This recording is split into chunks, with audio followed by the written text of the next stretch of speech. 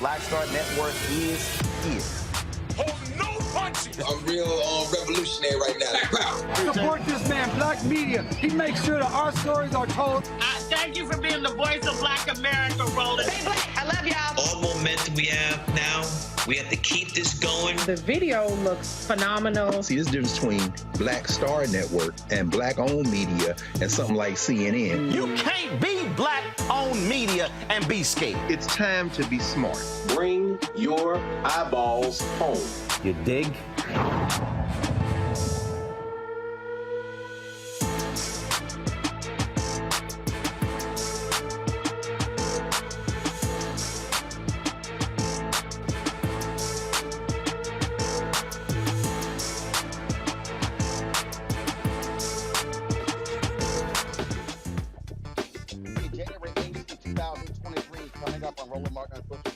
Streaming live on the Black Star Network. Voting patterns, significant drop in Black turnout, Latino turnout in Florida, North Carolina, Wisconsin. What are Democrats going to do to reach these voters in 2024? Tom Bonnier joins us on the show. Oh, Lord, the white nationalists at Fox News are really upset with Congresswoman Sheila Jackson Lee because she actually wants to brand white supremacists as being hate crime folks. Why is Tucker Carlson upset with her? The Congresswoman will join us on Roland Martin Unfiltered. Also, Wes Moore today became the third African-American inaugurated as the first African-American elected as a governor in the country. We'll show you Oprah's introduction and play all of his speech as the 63rd governor of Maryland. Also, Dr. Rowe, part 2 of our conversation with her about eating healthy in 2023. And fitness guru Donna Richardson Joyner also joins us to talk about a new you in 2023. Folks, it's time to bring the funk. I'm Roland Martin Unfiltered, the Black Star Network. Let's go. He's got it. Whatever the miss, he's on it. Whatever it is, he's got the scoop, the fact, the find. And when it breaks, he's right on time and it's rolling. Best believe he's knowing. Putting it down from sports to news to politics. With entertainment just for kicks, he's rolling. It's on go, roll, y'all. It's Roland Martin, Rolling with Roland now. He's funk, he's fresh, he's real, the best, you know he's Roland Martin now.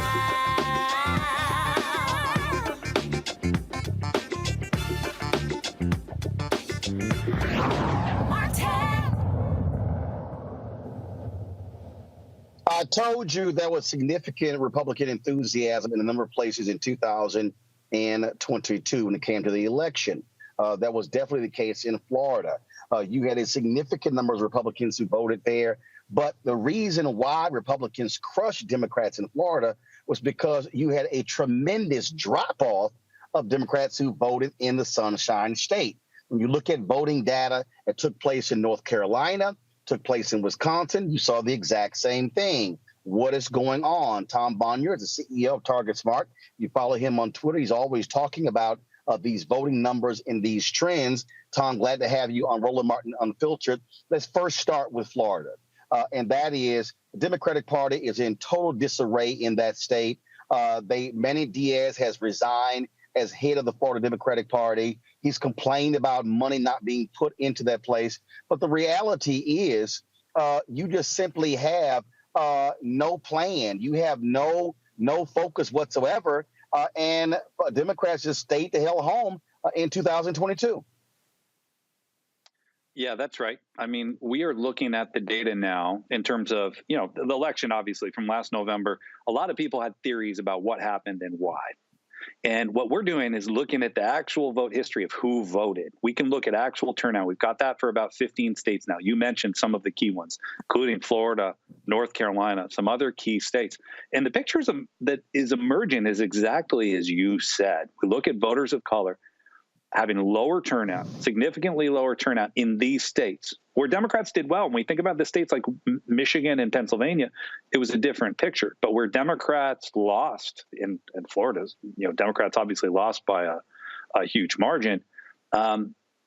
Democratic turnout was frankly just awful. And, I think about this from a messaging perspective because before the election, as we all remember, there was a lot of talk in the media and frankly from Democratic strategists saying, well, maybe Democrats are losing in these states because we're not talking about the economy enough, because we're not talking about crime enough, we're not talking about inflation enough.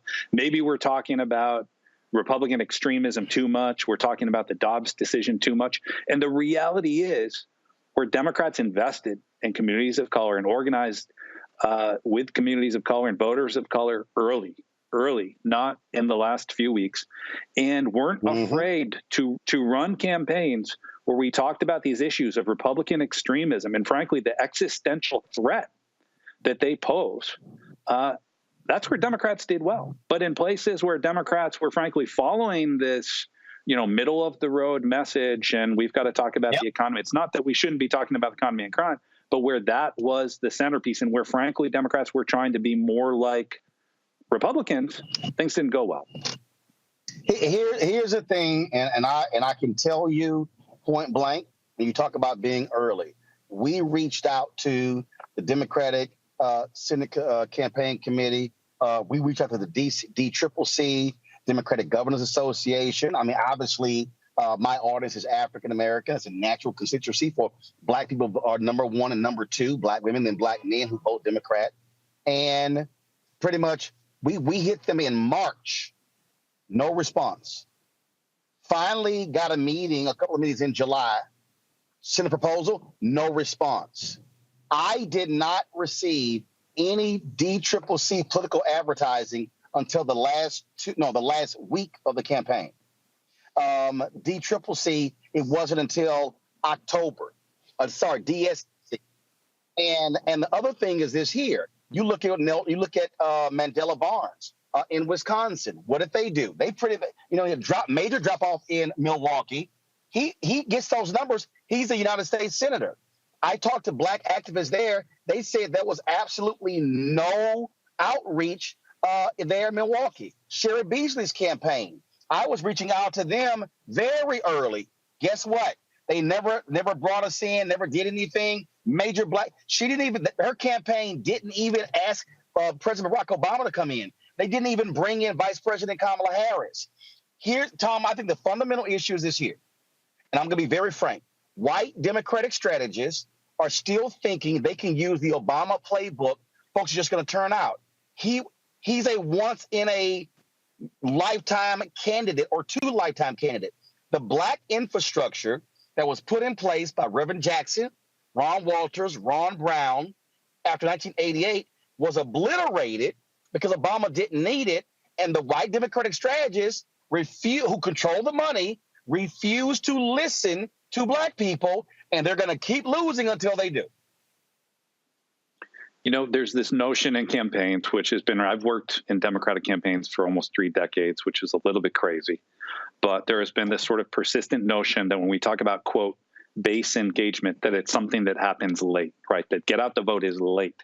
And so then that really lumps voters of color into this bucket where, well, we're going to spend that money and we're going to do that communication late in campaigns. And I think, you know, again, some campaigns have bucked that. Some organizations have not followed that trend and have invested early. And I think you see the difference.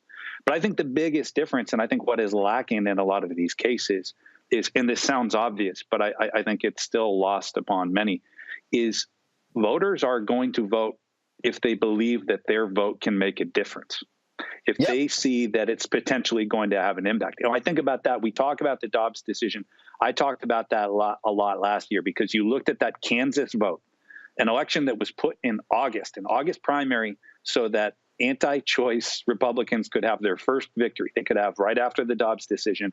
And what happened was there was a clear delineation there where if you voted no on that, you could protect a woman's right to choose in that state. And actually a state that people think of as a, you know, overwhelmingly white state, which it is. The coalition was actually quite diverse, especially seeing younger Latina women coming out in record-setting numbers, women turning out at a higher rate than men. Why was that? It was because they saw a clear line between their act of voting and the outcome that they desired, which was protecting choice. And we as Democrats are not doing a good enough job in connecting that line in enough of these communities that if you vote Democratic in these states, this is going to have this outcome that is important to you. That's where we're not doing enough of that work. Well, what you just said, Terrence Woodbury, a black pollster, literally had the data showing that. Cornell Belcher, the same. But again, and I need people listening, people like, well, Jamie Harrison, they don't understand. The DNC doesn't get the lion's share of the money anymore. The real fundamental problem is that money is going to these PACs. Frankly, they're not diverse at all. And if they don't listen, and I'm saying to the Biden people right now, you should be investing right now for 2024 because you've got to tell the story of what you accomplished, because a lot of people, frankly, don't know. If they aren't focusing on that right now, they wait late, they may stand to lose next year. Yeah, I mean, that's absolutely right. This early investment, it's now. Now is the time. I will say, and I think we need to call this out as well, there has been this popular notion that has taken hold in the Democratic Party really over the last couple of election cycles, this notion that the path to victory for Democrats sort of universally is this appeal to less educated white working class voters, you know, be middle of the road. And, you know, people made this argument in Georgia. There's this false narrative that Stacey Abrams lost because she ran a, quote, GOTV, a turnout-only campaign. We worked with that campaign. We did polling, something I'm very proud of for Stacey Abrams. She did not run a mobilization-only campaign. She ran a campaign that appealed to all Georgians. I think the difference was people saw that, yes, she actually was talking to voters of color and focusing on mobilization early. And people took that as such a departure from the norm that it seemed like, some sort of error. It wasn't. It's what we all need to be doing. There are many other reasons why she faced a difficult path there. Yep. But people attributing that to this notion that, well, she lost because she focused too much on trying to mobilize the base is absurd when, frankly, we aren't seeing enough resources. And again, I'm not saying that campaign resources shouldn't go to persuasion. They absolutely should. And Democrats, there's a certain calculus, as you know, having done this work for years, there's a path to victory.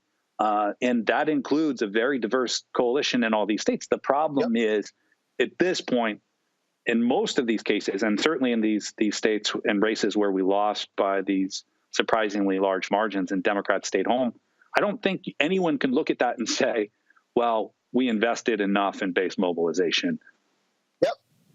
Yep, that's exactly what it is. So, Tom, we're going to continue focusing on this all up the next year, and hopefully these strategies are paying attention. We appreciate it. Thanks for your good work. Thank you. All right, got to go to a break, folks. When we come back, Congresswoman Sheila Jackson Lee talks why she's being attacked by Fox News. We'll explain next. Roland Martin Unfiltered on the Black Star Network. Most people think that these television shows that tell stories about who we are as black men, and then they paint these monolithic portraits of us. They think that they're being painted by white people. And I gotta tell you, there are a whole bunch of black folk that are the creators, the head writers, the directors of all of these shows, and that are still painting us as monoliths. The people don't really want to have this conversation. No, they don't.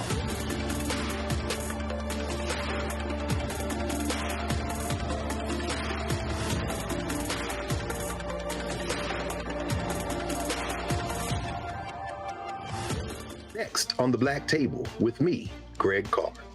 Our legal roundtable is back in session as we look at yet another potential landmark case being considered by the United States Supreme Court.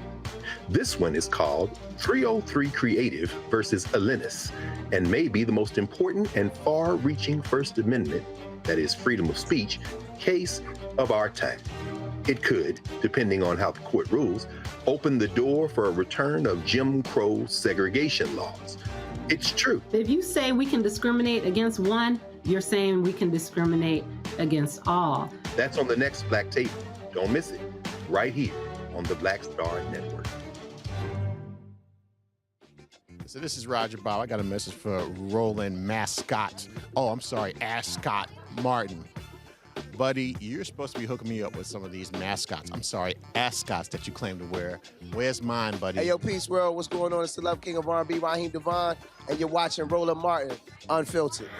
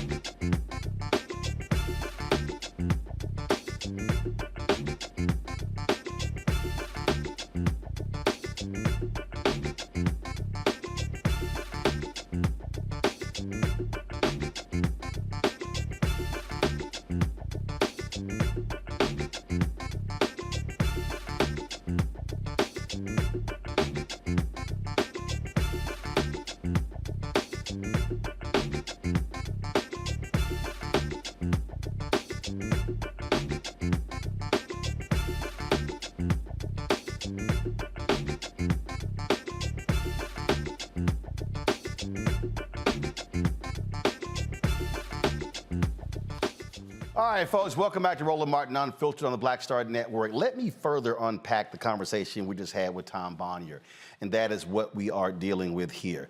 When you look at the actual data, you will see that black voters who are 65 and older are more than likely to self-identify as Democrats. Voters who are 55 and older, somewhat. But as you go below 55, 45, 35, 25, 18, they're less likely to identify as Democrats. Now, you look at how they vote, they are likely to vote Democrat, but less likely to self-identify, which means that Democrats have to actually work harder to appeal to their base voters.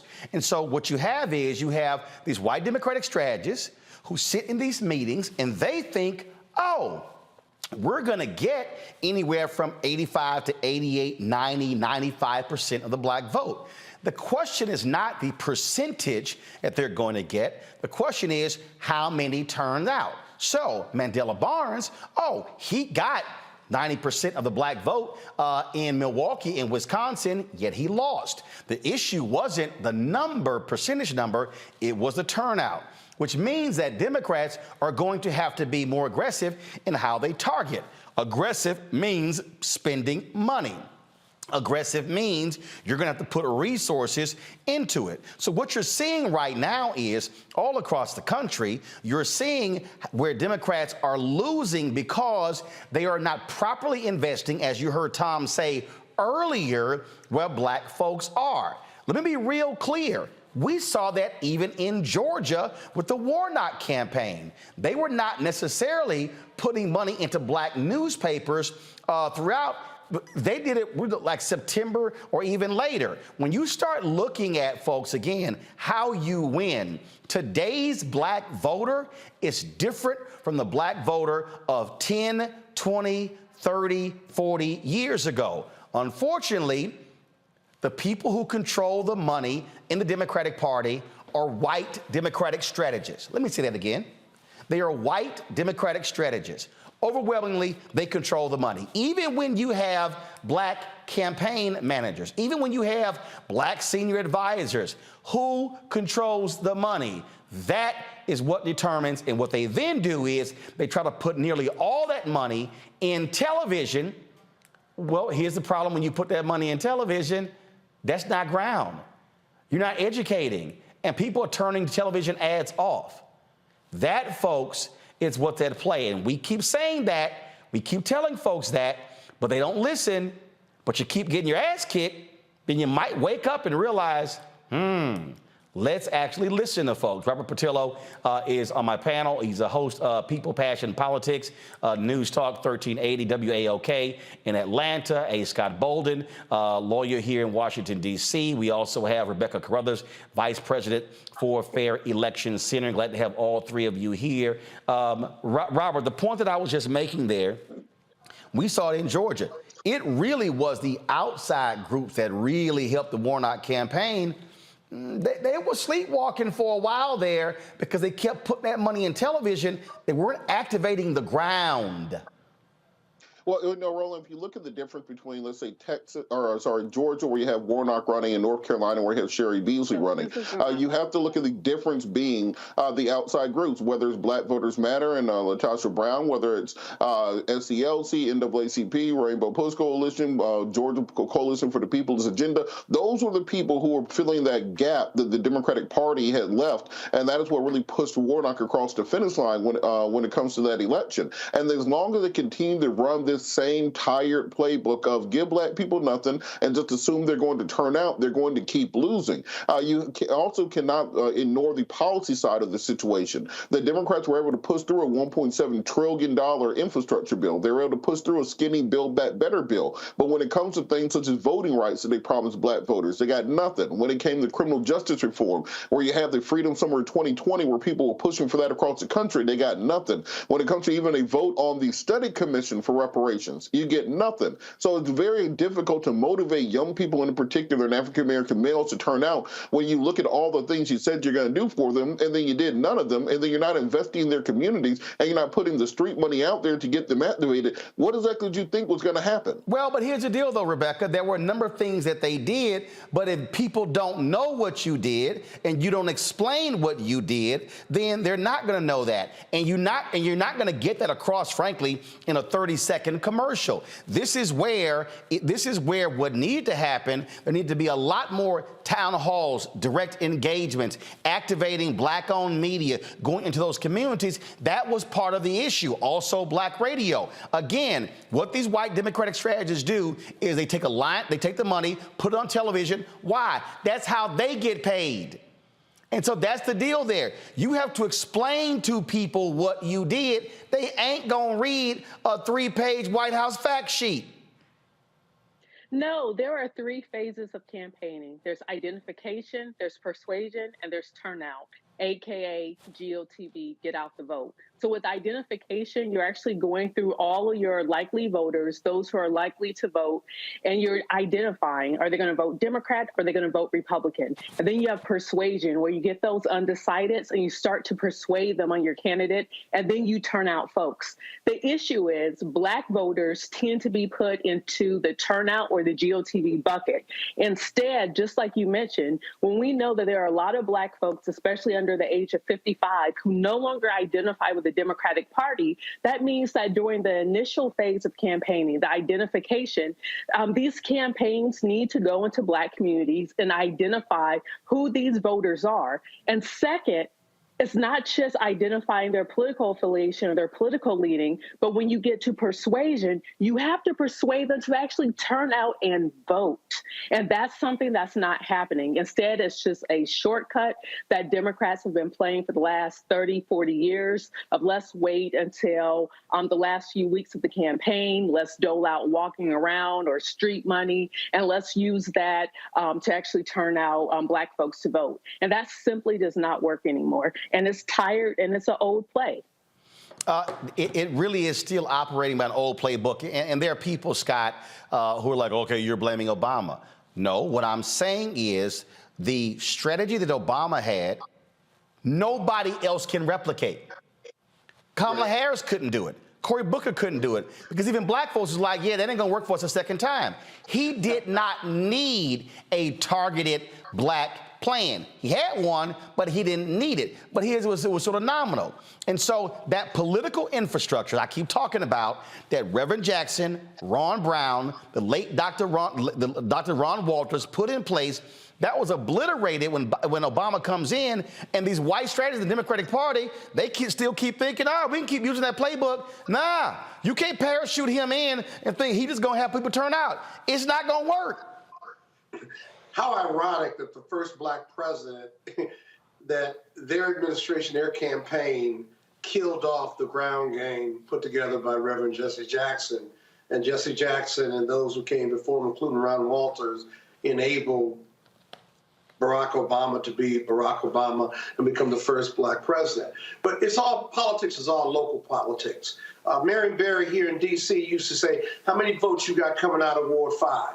And if you couldn't tell him, he knew that your ground game wasn't sharp. Because when he campaigned, he counted every vote, every yes, every maybe, and gave a card, and the card came back to him. He could tell you how many votes he was getting out of Ward 5 every campaign he ran.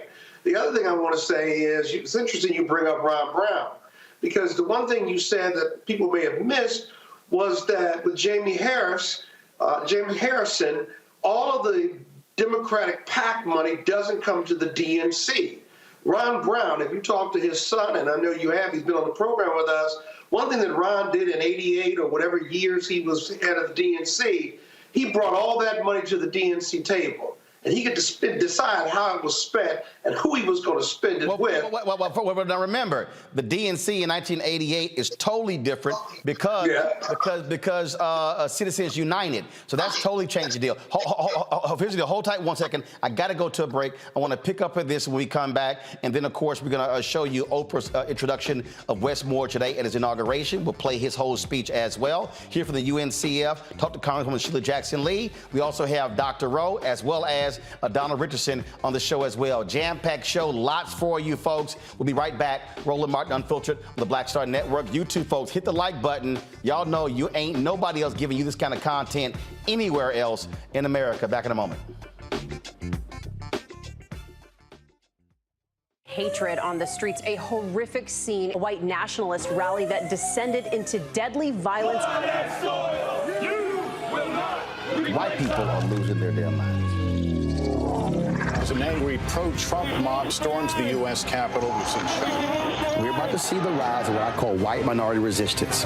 We have seen white folks in this country who simply cannot tolerate black folks voting. I think what we're seeing is the inevitable result of violent denial. This is part of American history. Every time that people of color have made progress, whether real or symbolic, there has been what Carol Anderson at Emory University calls white rage as a backlash. This is the rise of the Proud Boys and the Boogaloo Boys. America, there's going to be more of this. Here's all the Proud Boys, guys. This country is getting increasingly racist in its behaviors and its attitudes because of the fear of white people. The fear that they're taking our jobs, they're taking our resources, they're taking our women. This is white fear.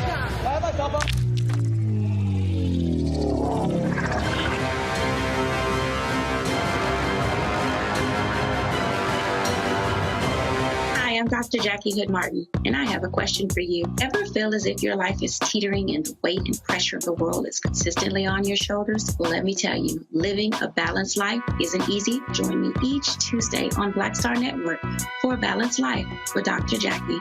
We'll laugh together, cry together, pull ourselves together, and cheer each other on. So join me for new shows each Tuesday on Black Star Network, A Balanced Life with Dr. Jackie.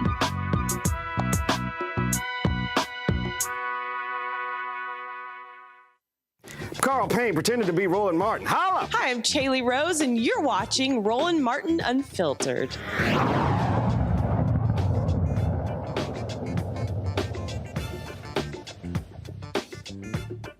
Welcome back to Roland Martin Unfiltered. Scott, go ahead and finish your point.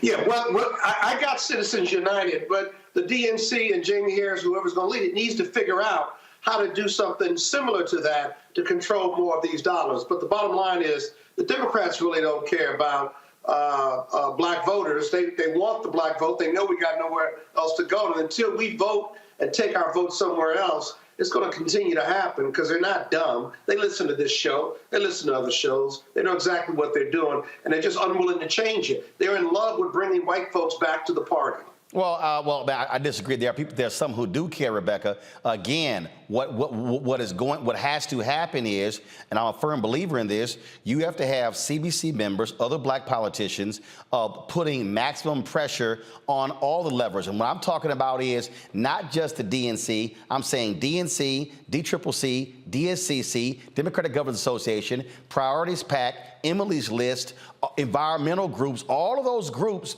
And there has to be a reckoning to say, yo, y'all play us, we gonna keep losing, and y'all keep trying to go after that suburban white voter. This is your base. I don't care who you are. You don't lock down your base in any area, you lose.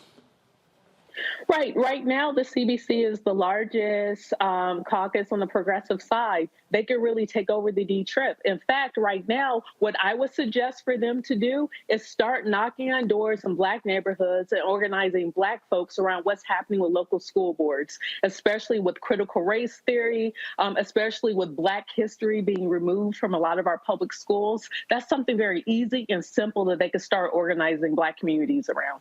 Absolutely. All right, folks, let's go to our next story. Today in Annapolis, Maryland, Wes Moore was sworn in as the 63rd governor of Maryland. He is the third African-American elected governor since Reconstruction. Of course, Doug Wilder was first in Virginia. Deval Patrick was second in Massachusetts.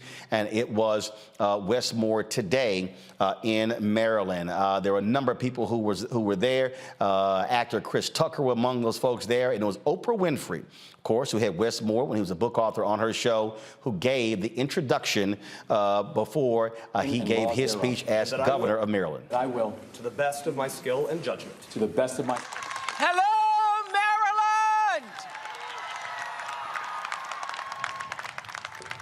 I can tell you it is such a joy to be here on this day, and what a joy to be back here in Maryland. I'm back! I have to say, I was just 22 years old when I first came to Maryland. I was starting a new job as a co-anchor of the 6 o'clock news on WJZ-TV. And I left my home in Nashville, and I drove myself here in an Oldsmobile Cutlass to Baltimore. I moved into the third floor at 10109 Windstream Drive, Columbia, Maryland, which at the time was considered this new model city. I was so excited, living away from home for the first time, from my family for the very first time. And as I walked around the city of Baltimore that first week, I saw the strangest thing. Their promo campaign was my face on billboards, and my face on the backs of buses. My face advertising the 6 o'clock news with Jerry Turner. Remember Jerry Turner? And a question on the billboards and the buses said, "What is an Oprah?" Honestly, I didn't really know the answer to that myself. When I moved to Maryland, I had no idea really who I was or what an Oprah was. But I will tell you something, Maryland is where I figured it out. The 8 years that I lived here were some of the most significant years of my life. I grew up here. From a young, naive girl, I truly had corn growing behind my ears. I was truly green behind the ears, and grew into a woman becoming more and more of myself from every challenge and every experience. I found community here at Bethel AME Church every Sunday. I found the freedom to perform and feed my creative spirit. I found my professional calling sitting alongside Richard Scher for the show People Are Talking. And though it wasn't the job that I moved here to do, it was the job that sparked my desire to use television to tell stories that would impact people's lives. And I found some of the closest friends of my life here, Maria Shriver and my BFF, Gail King.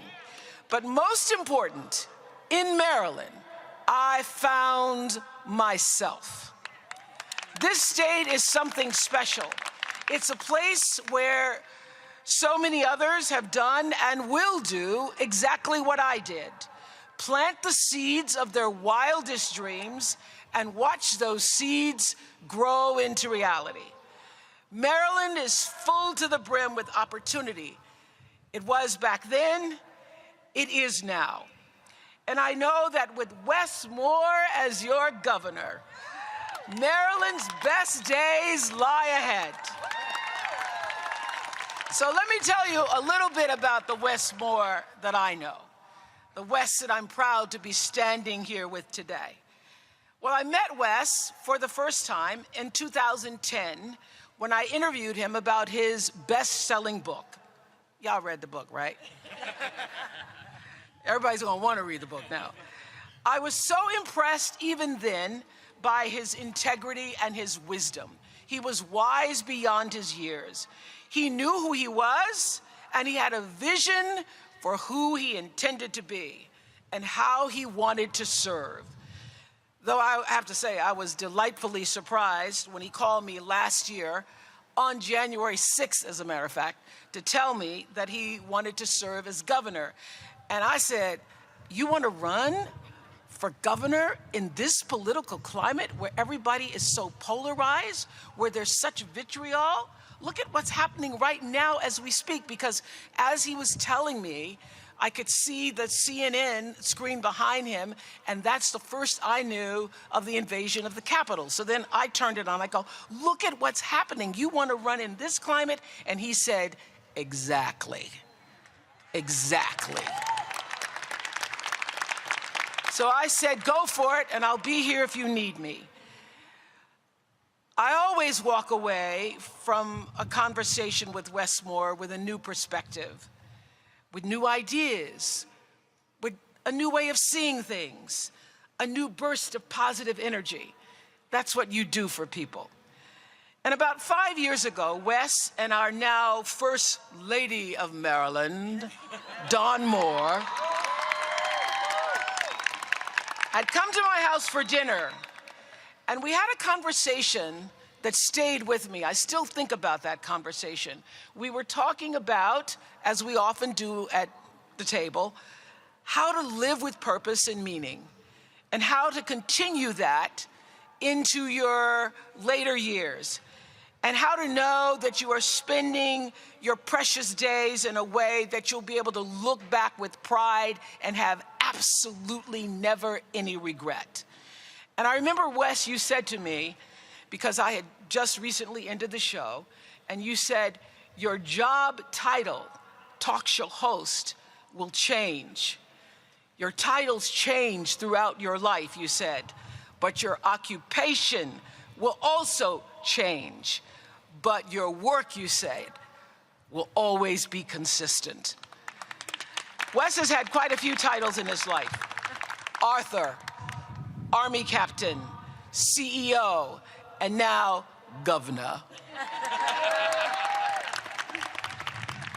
The man has worn many hats, but the work he's done, the work he has always done, that has never changed. It has not changed, not even a little. He has always been committed to helping young people find purpose and direction in their lives. That's why he started a small business in Baltimore that gave a helping hand to college students who needed one. He's always believed that everyone deserves an equal shot at success, an opportunity to live well, to have lives that are meaningful and provide for their families in the way that he's able to provide for James and Mia. That's why he joined the Robin Hood Foundation, one of the largest anti-poverty organizations in America, and distributed more than $600 million to families in need. He has always loved our country and believed that our country is worth fighting for. That's why he served as a captain and a paratrooper in the 82nd Airborne Division. So you see, this might be his first day as an elected official, but Wes Moore has been a public servant his entire adult life. And there's so much more to come. He's just getting started. I once asked Wes what service meant to him, and he told me, it's the thing that makes your heart beat a little bit faster. Well, something tells me that as you prepare to tell us about your vision for a stronger, safer, and more equitable Maryland, a Maryland that leaves no one behind, as you prepare to serve the state that has meant so much to you, I do believe that your heart must be pumping, pumping, pumping, pumping some wild, ecstatic excitement and love for Maryland and all who abide here. It is my honor to introduce you as my friend, to introduce you as someone who I believe in, as a man I truly respect, and a man I so trust. I trust you.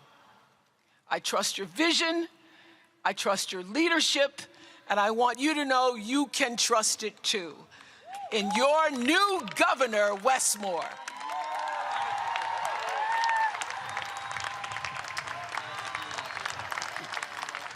All right, folks, when we come back, we'll hear from Governor Wes Moore, his speech today in Maryland, right here on Roland Martin Unfiltered on the Black Star Network. Download the Black Star Network app, Apple phone, Android phone, Apple TV, Android TV, Roku, Amazon Fire TV, Xbox One, Samsung Smart TV. Also, don't forget, folks, we now are available on Amazon News. That's right, we on Amazon News.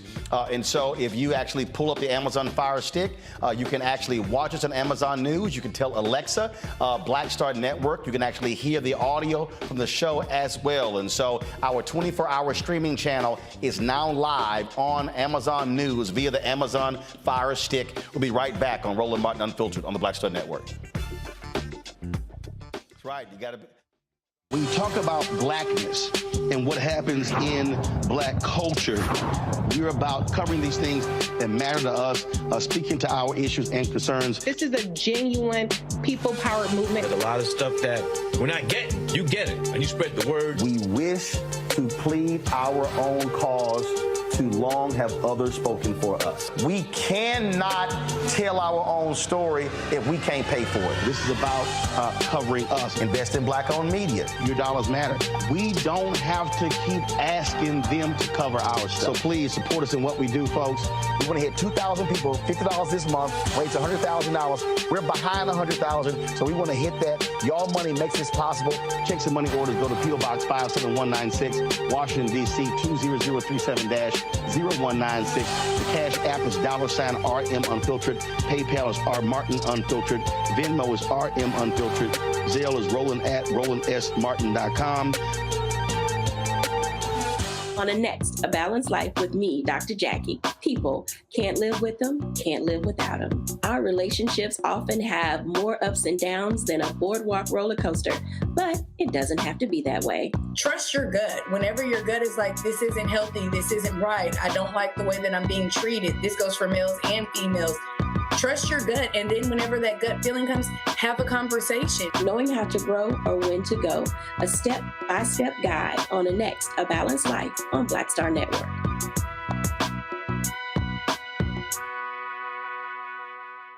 Pull up a chair, take your seat at the Black Table with me, Dr. Greg Carr, here on the Black Star Network. Every week, we'll take a deeper dive into the world we're living in. Join the conversation only on the Black Star Network. Hi, everybody. This is Jonathan Nelson. Hi, this is Sheila Lee Ralph, and you are watching Roland Martin Unfiltered.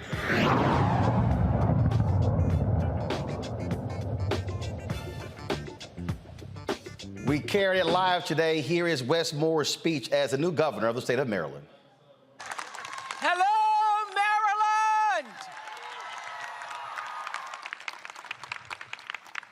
To Governor Hogan, we are grateful and thankful for the kindness that you and your team have shown throughout this entire transition period. Thank you for 8 years of great service to a state that we both love.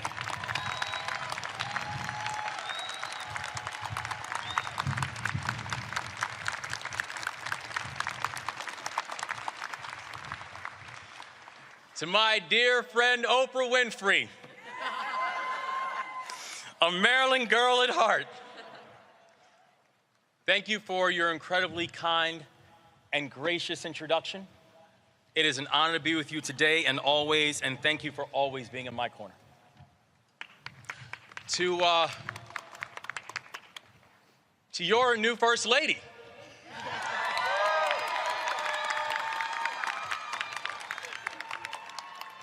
my amazing wife, Dawn, and to the new first babies, me and James. You are my heart. You are my soul. You're my everything. And I love you.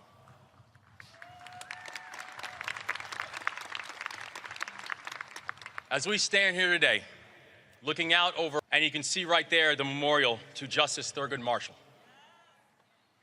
It's impossible not to think about our past and our path. We're blocks away from the Annapolis docks, where so many enslaved people arrived in this country against their will, and we are standing in front of a Capitol that was built by their hands. We have made uneven and unimaginable progress since then, and it is a history that has been created by generations of people whose own history was lost, stolen, or never recorded. But one thing we know is that right now we are standing here in our history, in our shared history, in our collective history, made by people who over the past 2 centuries, regardless of their origin story to this state, fought and built a state and a country that works for everybody. And there are 2 people who are here today who embody that spirit, who are sitting right here next to me, 2 extraordinary women named Hema and Joy.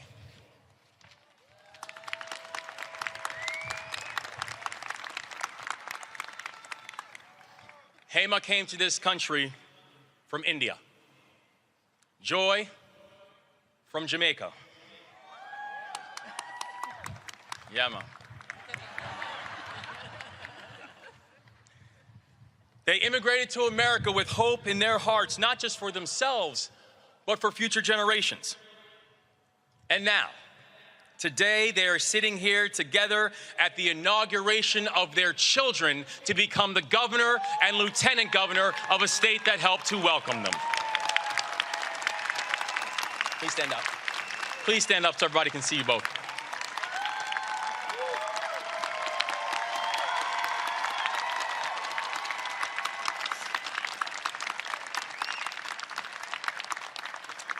To Aruna's mom, Hema, and to my mom, Joy, you epitomize everything special about this state.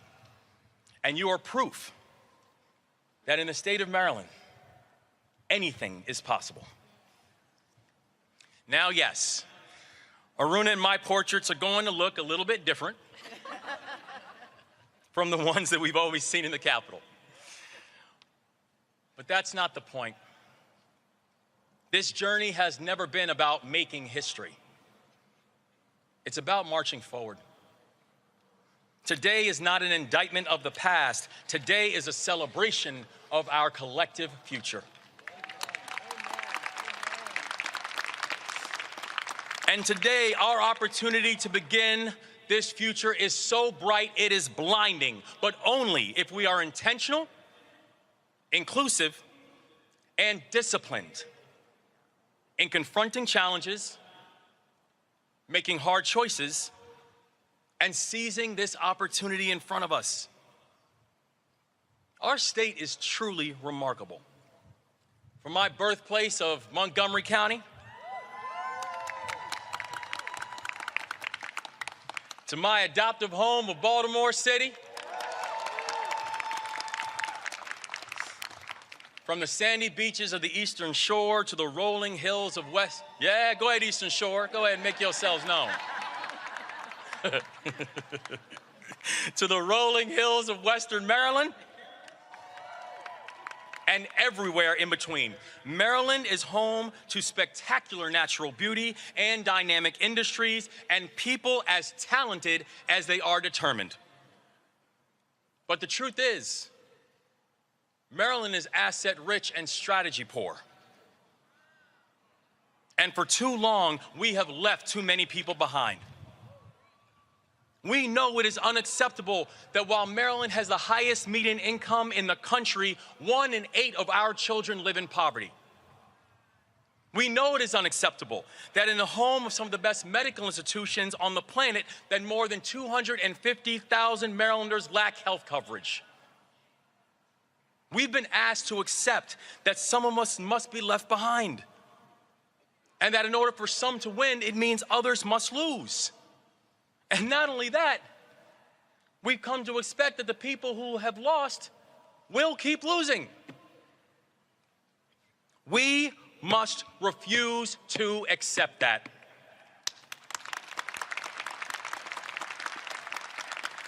Instead, I'm asking you to believe that Maryland can be different. I'm asking you to believe that Maryland can be bold, and I'm asking you to believe that in this moment, Maryland can lead.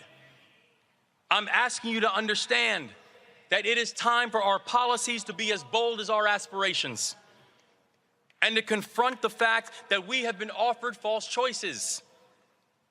We do not have to choose between a competitive economy and an equitable one. Maryland should not be 43rd in unemployment or 44th in the cost of doing business. We should not tolerate an 8-to-1 racial wealth gap, not because it only hurts certain groups, but because it prevents all of us from reaching our full potential. We can attract and retain top industries like aerospace, like clean energy, like cybersecurity, and raise the minimum wage to $15 to help folks feed their families. Maryland can reward entrepreneurs who take bold risks and provide stability for families in need. Maryland can be the best place in America for employers and employees. It shouldn't be a choice, it isn't a choice, and the path forward requires us to do both of these things together. And here's another false choice we often hear: that people must choose between feeling safe in their own community and feeling safe in their own skin. Over the last 8 years, we have seen the rate of violent crime rise, and many Marylanders have grown weary in their faith that governments can actually keep them safe. We can build a police force that moves with appropriate intensity and absolute integrity and full accountability, and embrace the fact that we cannot and will not militarize ourselves to safety.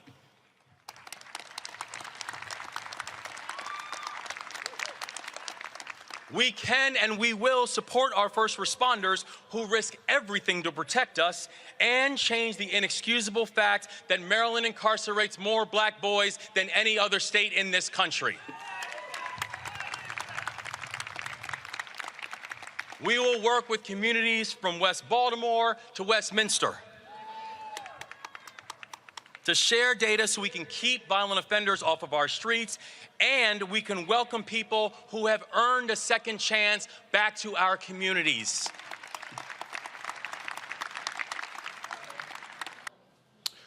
All right, folks. Scott, I'll start with you. Heck of a day for that man of Alpha Phi Alpha. No, I thought he was a Kappa. You sure? He sounds like a Kappa. No, he's but in any event, he's an Alpha. He sounds like Obama too. He sounds like Obama too. No. He sounds like Wes Moore 1. Yeah, okay. But he sounds like Obama as well, not 2. But here's the deal. He's got a ton of goodwill. He's got a multi-billion-dollar surplus, and he's talking about the redistribution of wealth to raise everyone from the bottom. All ships rise. His first year is when he's got to get it done and to demonstrate his ability to lead. Remember, he's never been in the government. When you talk about the redistribution of wealth, you're going to hit some barriers, but given his goodwill and his leadership skill set, if it works in government, then he'll have a record to run on for president in 4 years or 8 years. That's what this is really about. Well, here's the deal. I dare say, Rebecca, don't start thinking about the presidency. Focus on being a good governor first. I really hope that he takes the I hope he takes the page. Stop talking. Rebecca's turn. Rebecca, go ahead. Nice to see you again, Scott. I really hope he takes the page from Maynard Jackson's role when he was mayor of Atlanta. I know being a mayor of a large city is very different than being a governor, but the reason why I say that is with Maryland's current surplus and also all that ARPA money, over $6 billion that went to Maryland, if he's talking about transitioning wealth, if he's talking about really building and digging in to BIPOC, Black and brown businesses, he definitely has the resources to do so, and I hope he uses Mayor Jackson's blueprint in order to do so. Right, about 20 seconds, your response. I gotta go to the break and play the second half of his speech. Well, I think the biggest thing is rebuilding Baltimore, as any governor of Maryland has to do. There's no reason for that city to not be one of the crown jewels of this country. I think having a mayor that can work, or a governor that can work with the mayor of Baltimore as opposed to against them, is a big step forward. Absolutely, and of course, if you're Maryland, you need a strong Baltimore when it comes to now sales taxes and property taxes, things along those lines. And so that is going to be really important. Plus, Governor Wes Moore has the benefit. Democrats control the legislature, and the top 4 officials in the state of Maryland, all African American. And so that's also important when it comes to black politics. Hey, folks, don't forget, you can now watch us on Amazon News with the Amazon Fire Stick. So all you got to do is if you use that device, you can also have us on your main page. So that's where we are. And so please support us there and support us on all Amazon, Apple phone, Android phone, Apple TV, Android TV, Roku, Amazon Fire TV, Xbox One, Samsung Smart TV as well. When we come back, part 2 of Governor Wes Moore's inauguration speech today in Annapolis, Maryland. We'll be back in a moment. On the next Get Wealthy with me, Deborah Owens, America's Wealth Coach, we're talking about the difficulty of being able to acquire wealth for Black Americans. My guest, Emily Flitter, is the author of The White Wall: How Big Finance is Bankrupting Black Americans. The bad stuff that you feel when you're dealing with the financial services industry is not your fault. It's not your fault, and you don't deserve to be treated like this. That's right here on Get Wealthy, only on Black Star Network. Next on the Black Table with me, Greg Carr. Our legal roundtable is back in session as we look at yet another potential landmark case being considered by the United States Supreme Court. This one is called 303 Creative versus Alennis, and may be the most important and far-reaching First Amendment, that is freedom of speech, case of our time. It could, depending on how the court rules, open the door for a return of Jim Crow segregation laws. It's true. If you say we can discriminate against one, you're saying we can discriminate against all. That's on the next Black Table. Don't miss it. Right here on the Black Star Network. We're all impacted by the culture, whether we know it or not. From politics to music and entertainment, it's a huge part of our lives, and we're going to talk about it every day right here on The Culture with me, Faraji Muhammad, only on the Black Star Network. This is Judge Mathis. Hi, I'm Teresa Griffin. Hi, my name is LaToya Luckett, and you're watching Roland Martin Unfiltered. All right, folks, welcome back. Here's part 2 of Maryland Governor Wes Moore's inauguration speech. I know what it feels like to have handcuffs on my wrists.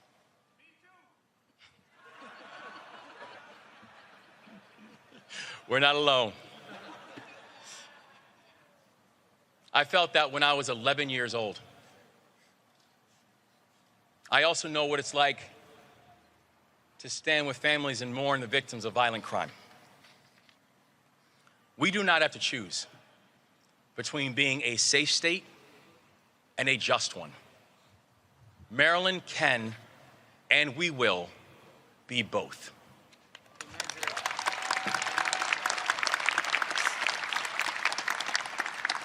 We're often told that climate change is a problem for the future, or something that you only have to worry about if you live in farmlands or in a flood zone. But climate change is an existential threat, and it is happening now in our communities. And so confronting climate change represents another chance for Maryland to lead. We can and we will be a leader in wind technology, in grid electrification, and in clean transit.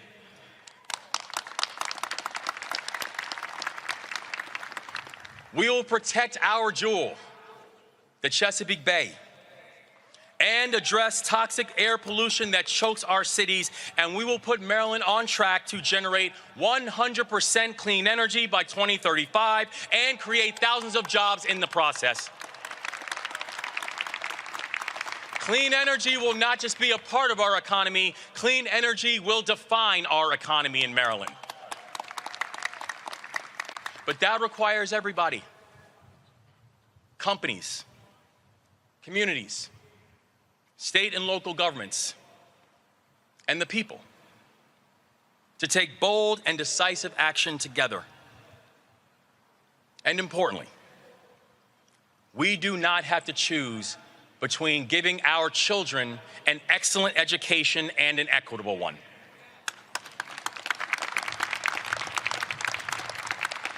We will ensure that every single one of our students and every single one of our children knows that this state loves and needs them, and we will create policies that can help them thrive.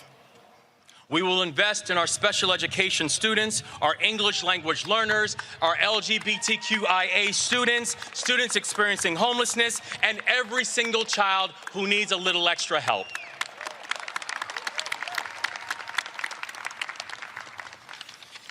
And we will see to it that mental and behavioral health challenges do not prevent our children from getting the education that they deserve as well. And while Maryland is home to some of the best and some of the greatest institutions of higher education in this country, something we should be very, very proud of, we must end this myth that young people must attend one of them in order to be successful. That's not the path for every student. To be clear, it wasn't my path. I joined the military when I was 17 years old. I went to a 2-year college, and I think things worked out pretty well.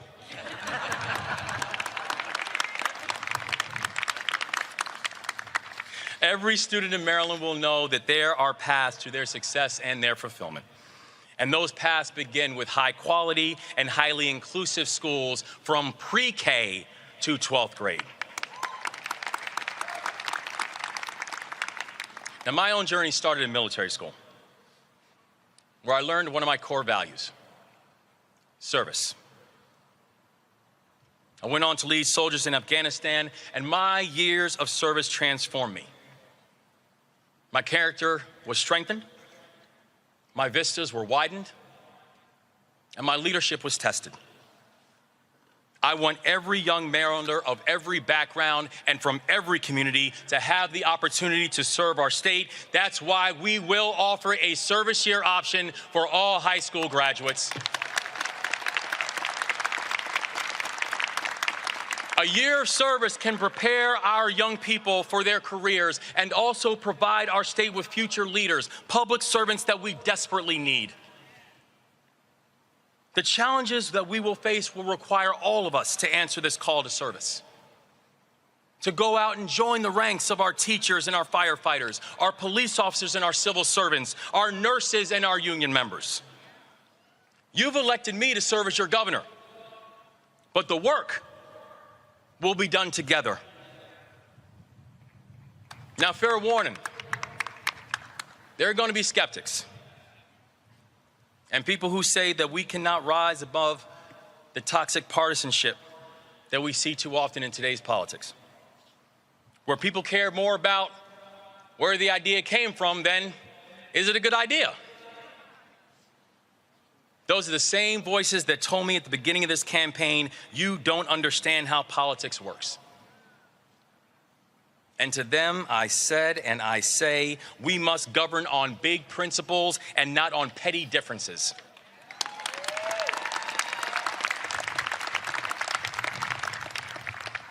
That we must govern in a way that addresses the needs of all of our families and not worrying about what a political ideology asks us to believe and asks us to do. That we must govern in a way that we will never forget who it is that we're fighting for and what it is that we're supposed to be fighting for. We know that in this moment we have a chance, we have an opportunity, and we have a unique place and space to do something special. And when people say, well, how do you know that you can do this, or how do you know that you can execute upon this in this time of divisiveness, in this time of political vitriol, my answer is this: it's the only way that I've ever led. You know what question I never once asked my soldiers when I was leading soldiers in Afghanistan? What's your political party? It didn't matter. We had one job, one goal, and one mission. My job was to unify our unit and go out and accomplish that mission, and it's the same job and responsibility that we have right now. If we are divided, we can't win. But if we are united, we can't lose.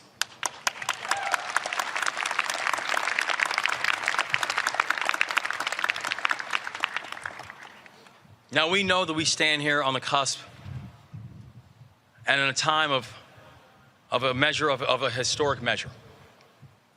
And we're very humbled by that. We know that in this time, that while for both Aruna and myself, that we're walking in a space that and we're able to see higher because of the shoulders that we're standing on. We also know that is not the assignment. That in this time and in this moment, we have a unique opportunity to lead and to love. We have a unique opportunity to build and to grow. But that opportunity can only happen if we're doing it together. Now is the opportunity that we have to march forward and to march together. And let us march on till victory is won.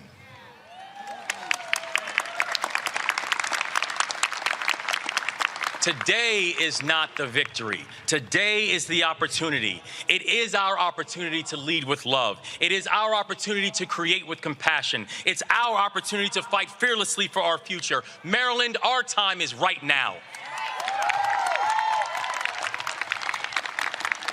Our time is now to build a state that for those who came before us that they fought for, and it's a state that leaves no one behind. This is not a slogan, it is the fulfillment of a hope. Maryland, it's time, let's lead and let's do it together. God bless you all and thank you so much. Robert Patillo, powerful point there to hear the new governor talk about what it felt like to have handcuffs placed on him when he was just 11 years old. Yeah, absolutely. And I think the point that he's making about this false dichotomy that's been created in the national discussion, that you can either have safe communities or you can have police reform, that's a very important point that has to be made, because often we hear conservatives say, well, they want to defund the police. They want crime to run rampant. No, people want safe communities regardless of the color of their skin. But at the same time, they don't want to have to fear the criminals and also fear law enforcement. And therefore, I think that having a governor who understands that need for balance, that need for programs, particularly when he was talking about educational programs that can help bring more youth into the working environment without requiring 4 years of college, finding other ways for people to serve, finding other ways for people to prosper in the state. I think it's a very important, very powerful speech. And I'm hoping that he finds the allies needed in Annapolis to bring these policies into fruition, because the state of Maryland needs this type of unity because of the diversity of the state, because of the various areas of the state that have grown apart. Having a governor trying to pull that back together is crucial. Rebecca, normally these inauguration speeches are pretty boring. That was a very substantive and effective speech. Yeah, it was. And I really look forward to see what he's going to do over the next 4 years. I know a lot of people are excited because he speaks well, he presents well, he has a beautiful family, and a lot of people are talking about him perhaps running in 2024 or 2028. But I actually want to see him govern. I want to see him take the time to do what it is that he outlined in today's speech and actually really work hard to make sure that the legislature is passing meaningful legislation, that he's being a friend to the mayor in Baltimore, that he's being a friend to the county executive in Prince George's County, that he's working with Montgomery County to really push those communities forward. And we'll actually see some good progress in Maryland if that happens, rather than having a governor who says the right thing, as we've had with the previous governor, but was adversarial, especially to Baltimore and at times to Prince George's County. Scott? Yeah. The question will be, will he overcome politics or will politics overcome him? One of his favorite lines on the stump that he didn't use today was when he talks about poor, Black, and disenfranchised folks, he wants to create employers, not employees. So he's got this entrepreneurship piece that's going to go with all ships being lifted. And so there again, he's got to get it done. There is no other governor that speaks like him, no other governor that has that positive of a message and believes that much in his ability to marshal these resources and lead Maryland. If he's able to do it, regardless of what he runs for in the future, if he's able to do that, he is going to be a transformational leader for the state of Maryland. All right, folks, got to go to a break. Coming up next, Congresswoman Sheila Jackson Lee will also talk with the UNCF about a major donation they've received. Folks, don't forget, you can vote for us for the NAACP Image Award. That's right. Here's what you do. You go to vote.naacpimageawards.net. Scroll down to the category Outstanding News, Information, Series, or Special. Select that category. Then what you do is scroll to Roland Martin Unfiltered, Black Votes Matter Election Night Coverage.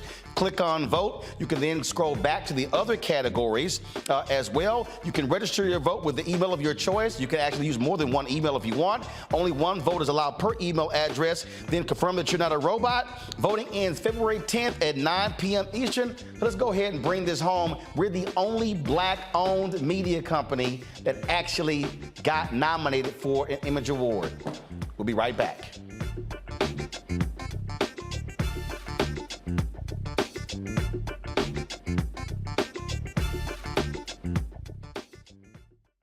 On a next, A Balanced Life with me, Dr. Jackie. People can't live with them, can't live without them. Our relationships often have more ups and downs than a boardwalk roller coaster, but it doesn't have to be that way. Trust your gut. Whenever your gut is like, this isn't healthy, this isn't right, I don't like the way that I'm being treated. This goes for males and females. Trust your gut, and then whenever that gut feeling comes, have a conversation. Knowing how to grow or when to go. A step-by-step guide on a next, A Balanced Life on Black Star Network.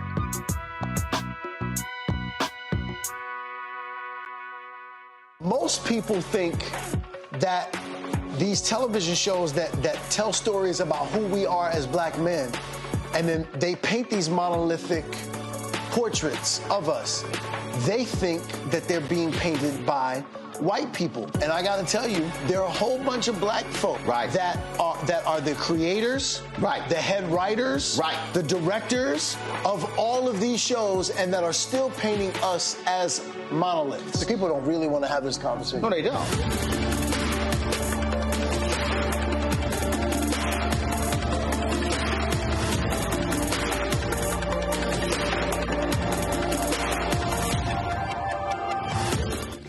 What's up, everybody? It's Godfrey, the funniest dude on the planet. Hi, I'm Israel Houghton. Apparently, the other message I did was not fun enough. So this is fun. You are watching Roland Martin, my man, Unfiltered.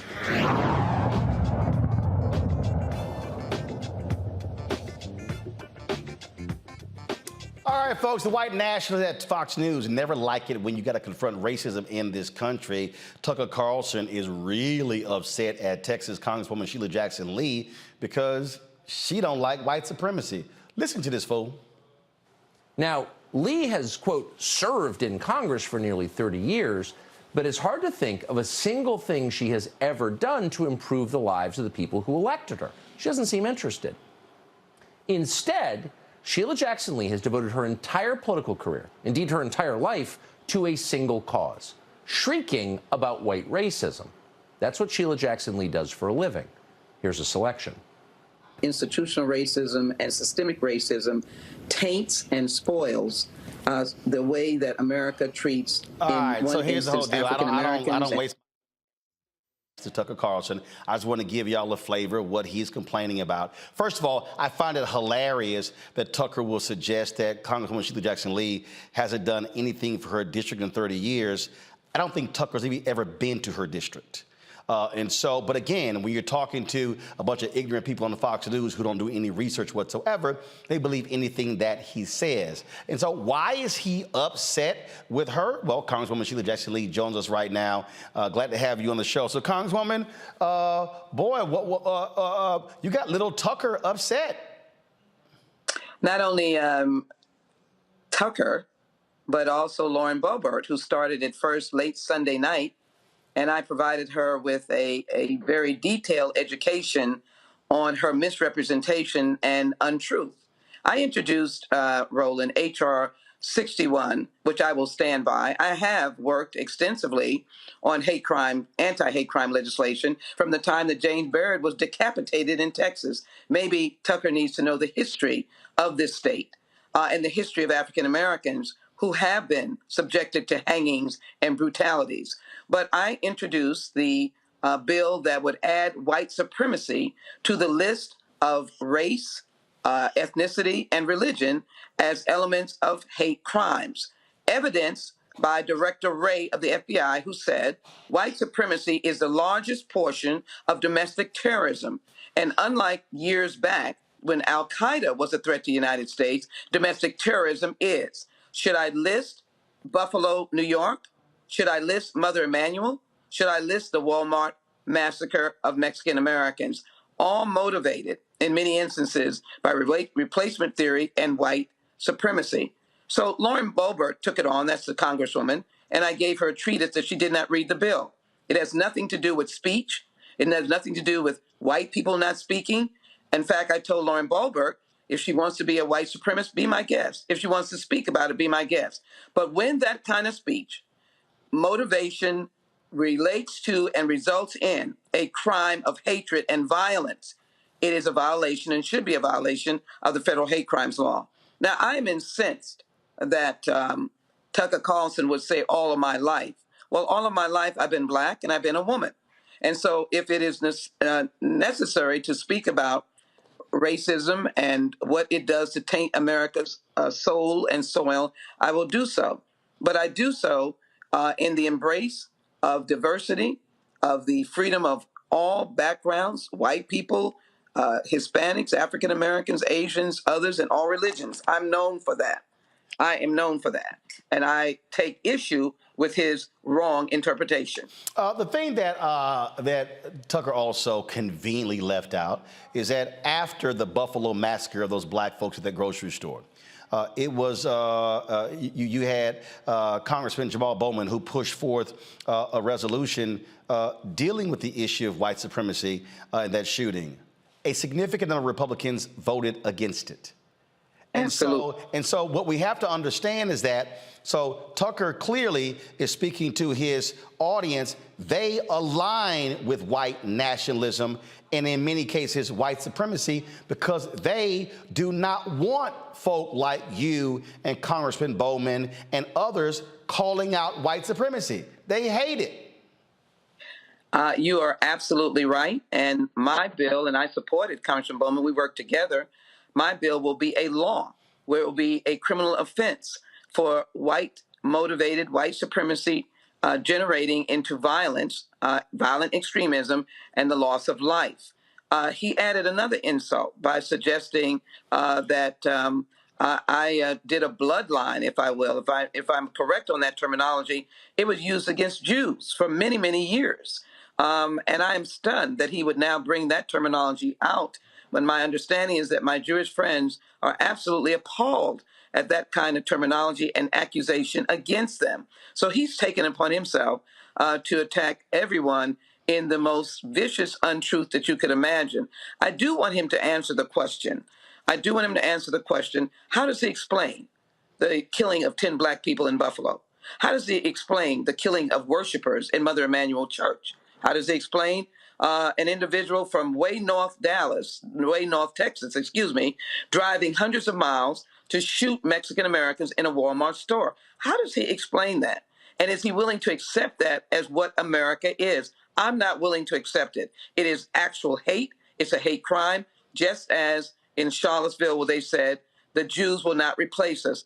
Absolute racism and a part of white supremacy. So I'm just wondering where Tucker gets his, his backbone to even criticize and not understand the legislation, and the same thing with the Congresswoman who indicate that's all Democrats do.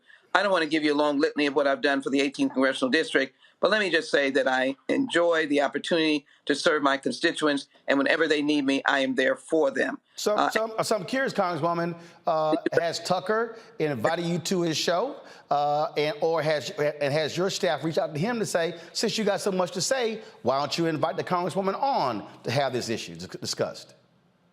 We have, in fact, been in discussions. And I told my staff, if he is serious, we'll have a conversation. If he is not, I will not go on to be a whipping boy for Tucker Carlson. I can take him on, but I don't have the controls of being cut off on the other end.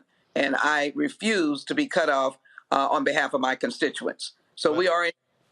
Well, look, I'll say this here. If you go on, it needs to be on set, not by satellite, as opposed to you talking to a camera, not be able to see the monitor, even if it's taped. And again, it needs to be had because here's the deal. Look, Tucker Carlson, first of all, he's scared as hell of me. I mean, you know, he's invited a whole bunch of folk who I have on my show. Oh, he's absolutely scared to death of having me on, but that's also Fox News. They don't want to have people with a different perspective because they don't want somebody bringing real facts and embarrassing their clueless and nonsensical show host. Roland, I encourage Tucker Carlson to get courageous and invite you. And I want to personally thank you for being one of the first shows that I'm given an opportunity to be able to share about what H.R. 61 really means and how it has generated the ire of people who really don't read, and you've just characterized, simply don't want the truth. It would be nice if they wanted the truth. I encourage them to invite Roland on for many things that you would have to offer them about the truth. I wish to offer the truth, and you've given me good counsel that in order to be able to control the camera and not be cut off, it would be in person. So those discussions are ongoing. We heard from them, but again, the parameters have to be discussed. But the point is, I just want the truth to be out. The truth is that white supremacy is dangerous, and it is part of the violent extremism that plagued us since January 6th. It plagued us with the voices of the former president, and it's plaguing us now. Does anyone understand why a individual who lost by 50 points would be shooting up the homes of Democratic election officials? This is violent extremism, and America has to collectively stand up against it. As a black woman, I am not going to allow Tucker Carlson to get the best of my message, my truth, and who I represent. And so I'm grateful that I was able to come on and explain what this bill meant and to say that Tucker Carlson is wrong. And I'm sure I'll have the opportunity to say that further. Well, this is precisely why black-owned media matters, being able to have platforms that we own and control. And also, I appreciate you for fighting on our behalf for advertising dollars as well, because we've been too often left out of the mix. And so we're going to continue that fight, because when we have our own platforms, we have an ability to speak back and counter the nonsense that we hear from Fox News and other platforms. Thank you so very much. And you are absolutely right. But I just pay tribute to the truth-telling that you do on a regular basis every day. Thank you again. I encourage everyone to pull H.R. 61, the Laws Act. It is an amendment of the hate crimes law, and it makes it a crime for white supremacy motivated, let me be clear, white supremacy motivated violence. That's all it does. Not speech, but violence. Gotcha. Congresswoman Sheila Jackson Lee, thanks a lot. Thank you. Have a good evening. Indeed. Scott Bolden, these are the kind of games that you see Fox News. They will lie, they will distort, they will say things to the audience to get them riled up because they are pressing the buttons of white fear, which is exactly why I wrote my book. That is the basis of the network and the basis of the evening opinion-making shows. This bill in and of itself, as the Congresswoman just said, if you're not going to be a white racist or white supremacist engaged in violence, then you probably, and you don't support that, then you ought to vote for that bill. It's just that simple. We passed a hate crime bill. And so, it gets tricky for her to go on and debate Tucker Carlson because they control so much of the camera, even if you're on set, quite frankly. But I think it would be refreshing for a truth teller like the Congresswoman to go on and have a fair debate with him. It would be even better for you to have a fair debate with him. Oh, they don't want none of this. They may not, but they... Now, you know they don't. Because they're not interested in that, because that's not their audience, and the whole balance and truth issue isn't what they're selling. They are selling to a core constituent of white Republican conservatives. Bottom line. No, they talking in white conservatives. Rebecca, real quick, go. business model for his show requires white grievance and white fear. That's the only way his show works. That's the only way his show is able to sell ads. But that said, the biggest problem that Tucker has is the accountability piece that Congresswoman Jackson Lee has placed in her bill, to actually have accountability of not when you have white supremacy and hate speech, but when you actually have violence, when you actually have actions that is tied back to that speech. And that's what Tucker's problem is. He has a problem with the critical race theory, talking about white supremacy and calling things out because of that accountability piece. Even when he went on further to talk about what has happened in South Africa since the ending of apartheid. Well, one of the big things that's happened in South Africa since the ending of apartheid is a lack of accountability for those who led on apartheid, those who benefit during apartheid. Yeah, but those will be called facts, and Tucker doesn't like facts, nor does Fox News like holding them accountable as well. Got to go to a break. We come back. We'll talk with the UNCF about a huge donation they have received. Folks, we're talking about white fear. Don't forget to get them a copy of my book, White Fear, How the Browning of America is Making White Folks Lose Their Minds, available on all platforms, including you can download it on Audible. Don't forget, I'll be in St. Louis on Saturday for our White Fear tour with the St. Louis Area Urban League with Michael McMillan and rapper activist Tef Poe. Look forward to that conversation at 3 p.m. If you want to attend, it's free, but send us a RSVP. info@RolandSMartin.com. I'll be right back.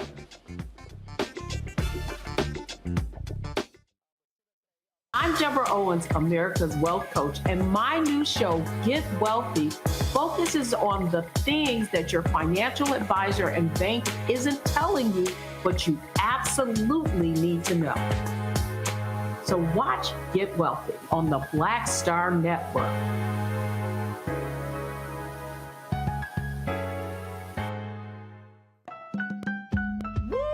We're all impacted by the culture, whether we know it or not. From politics to music and entertainment, it's a huge part of our lives, and we're going to talk about it every day right here on The Culture with me, Faraji Muhammad, only on the Black Star Network.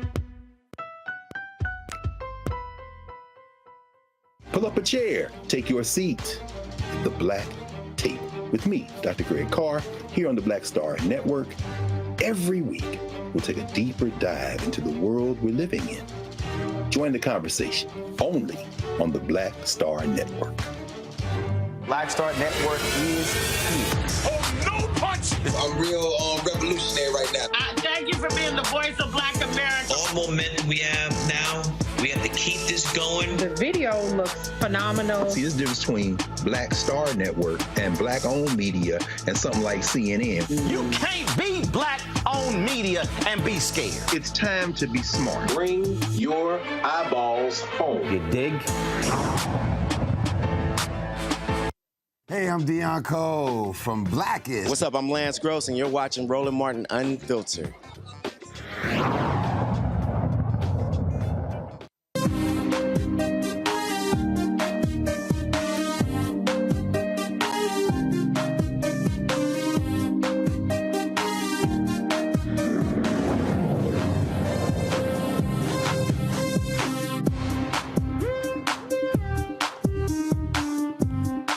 Folks, big news about a big donation to the Negro College Fund. The company Fidelity has made a $190 million contribution, the largest to the UNCF, as it relates to part of its $250 million investment in its My Education initiative. Of course, this new social impact program built by Fidelity and its philanthropic partners, again, commits $250 million across over the next 5 years to provide access to education and facilitate economic mobility for up to 50,000 underrepresented African American, Black, Latinx, American, Native American, and Asian Pacific Islander American students.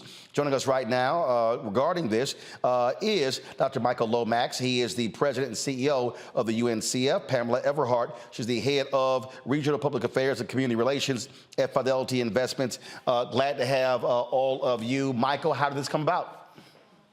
Well, you got to ask Pam.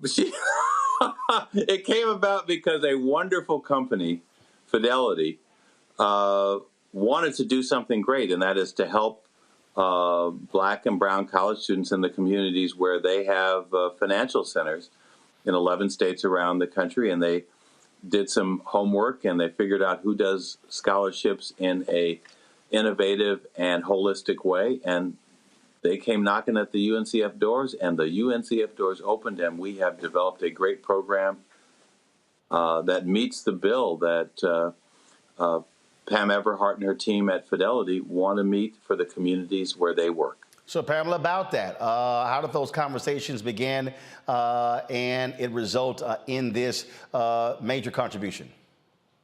Well, thank you, Roland, for inviting me to be on the show. I'll just start off by saying that Fidelity has focused on underserved communities for years. This is not anything new for us, but we wanted an intentional focus on education. Education is about who we are. It's a part of our culture. It's built into our fabric. And as Dr. Lomax mentioned, we started to do some research around education. And what we found is that Black students graduate from four-year colleges only at a 21% rate within a four-year period. Hispanic students graduate, only 32% of them graduate at 4 years. And with white students, it's 45%. And then we also saw that the amount of loans taken out by Black students was much higher than that of white students. And when they took out those loans, they were risky. So what we wanted to do was make sure that Black and Latinx students have an opportunity to start to build generational wealth. And one way, only one way that you can do that is through education. So we wanted to make sure that those systemic barriers that are in place that prevent our students, our Black and brown students, from graduating with no debt, we wanted to make sure that we could provide an answer to that. So we looked for a partner. We wanted someone smart, someone who was experienced in scholarships, and there was no better partner than the UNCF. To that particular point, there are a lot of people who are highly critical of the graduation rates, specifically at HBCUs. I remember when the Parent Plus loan was changed under the Obama administration. There were a number of times when Obama made some comments about that to the CBC and some other groups, and there were folks like us who hit back at him on that by saying, look, you're sitting here saying these folks can't graduate their students, when the fact of the matter is a significant number of Black students, if you look at when they go to a Morehouse or places like that, they can be there for the freshman and sophomore year, but the money runs out by the third year. There's some people, they drop out, they got to go work, come back to make money. And so the reality is Black students do not necessarily, a significant number of them, don't have those resources to stay 4 or 5 consecutive years. And that's why sometimes it takes 6, 7 years. And so this obviously is going to make a huge difference.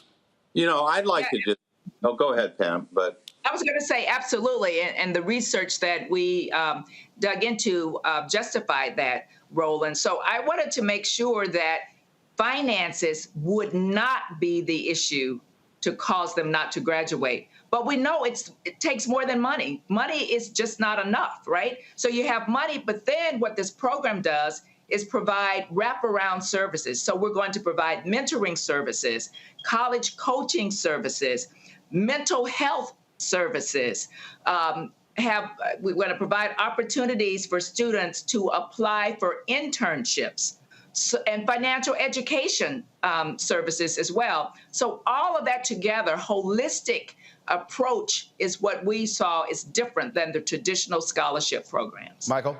Yeah, you know, I think this is, first of all, Roland, you do this a lot, and you talk to people who want to talk about HBCUs and education a lot.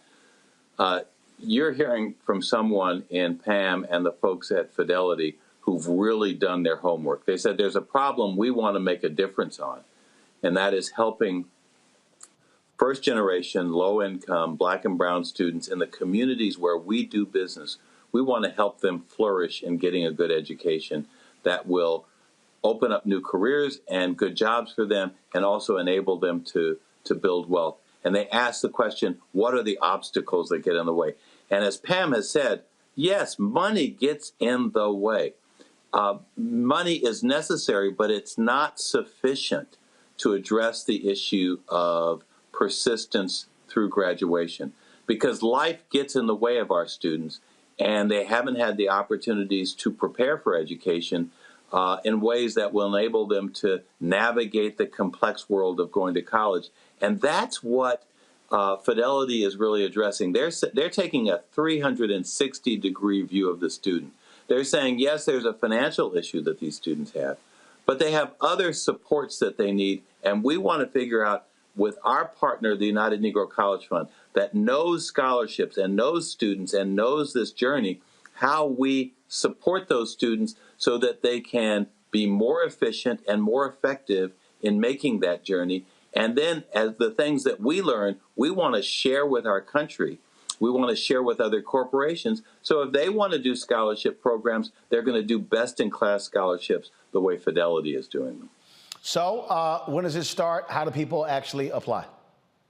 Well, they go to the website at UNCF, and they'll get information. Now, we have been moving very rapidly on this, and we will start receiving applications in another 30 to 60 days. So we're not ready for it yet. But if you are a high school senior in one of the communities if you're in Dallas-Fort Worth in Texas, if you are in Boston in Massachusetts, if you are in Raleigh-Durham in North Carolina, those three cities in those three states will be the first of the 11 states that are going to roll out on this every year. And so if you're a student who meets the profile we've been talking about, Pell eligible, and you are in the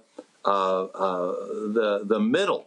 You're not one of those, you're not making a 4.0 average, but you have a 2.5 or above grade point average. You're going to be eligible to apply to get the resources to get a full college scholarship to attend college in the state in which you are located. So we'll be receiving applications starting at about 30 to 60 days. We're still working on the exact details of that. But this will be for the academic year 23-24 for high school seniors going to college in Texas, in North Carolina, and in Massachusetts who come from Dallas-Fort Worth, Raleigh-Durham, or Boston in those states. I got a little time left. Quick question for my panel. Scott, go. Hey, Doc. A. Scott Bolden here. Thank you to both of you all. As someone who sits on the Board of Trustees for Morehouse College, your alma mater, Dr.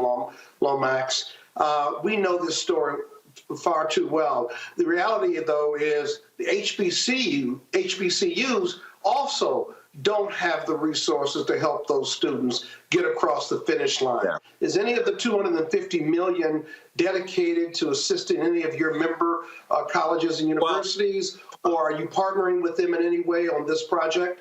Well, as you know, North Carolina has about 15 HBCUs. They'll all be eligible for students to apply from in North Carolina from Raleigh-Durham, and in Texas from Dallas-Fort Worth to attend. They will be eligible to apply for the HBCUs in those communities as well.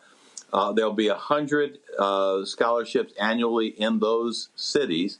The other point that I would make is that while the full scholarships will be more limited, and Pam, maybe you want to just say a word about the other supports that, with college completion grants that will be available to a larger cross-section of students in those states as well. Yeah, I was going to say that's another innovative and unique approach that we're taking. So we are going to make available to students through institutions. And so the gentleman that asked the question, would monies go to other schools? Absolutely, through this retention process. So what we will do is make sure that there is money available for students who have, let's say, $1,000 left to pay, or a lab bill that they haven't paid. Those small expenses that sometimes prevent you from going on to the next semester. So those retention completion grants we will make available to students as well. And then I also want to say that on this mighty middle, that's something that's different in our approach. Mm-hmm. Generally, scholarship programs look at students who are at the very, very top from an academic standpoint, or from an income standpoint at the very, very bottom. We are focusing on those solid B students, those students that have determination, that have potential, that have true grit, and who basically are the primary workers in America. We want to make sure that they have the resources they need to succeed. All right, then, Pamela, thanks a bunch. We appreciate this decision by fidelity. Michael, always glad to have you on the show as well. We appreciate it. Bye-bye. All right. Thank you so much. Thank you very much. All right, folks, got to go to break. We come back. We continue our New You in 2023. We'll be chatting with Donna Richardson about, again, fitness, getting your mind right to get your body right. That's next on Roland Martin Unfiltered on the Black Star Network. You too, folks, hit that like button. Hit that like button, y'all. You know how to hit it. We should easily be over 1,000. Facebook, hit the share button as well. And the same thing if you're watching the Black Star Network app. We'll be back in a moment. Hatred on the streets, a horrific scene, a white nationalist rally that descended into deadly violence. White people are losing their damn minds. As an angry pro-Trump mob storms the U.S. Capitol, we've seen shooting. We're about to see the rise of what I call white minority resistance. We have seen white folks in this country who simply cannot tolerate black folks voting. I think what we're seeing is the inevitable result of violent denial. This is part of American history. Every time that people of color have made progress, whether real or symbolic, there has been what Carol Anderson at Emory University calls white rage as a backlash. This is the rise of the Proud Boys and the Boogaloo Boys. America, there's going to be more of this. Here's all the Proud Boys, guys. This country is getting increasingly racist in its behaviors and its attitudes because of the fear of white people. The fear that they're taking our jobs, they're taking our resources, they're taking our women. This is white fear.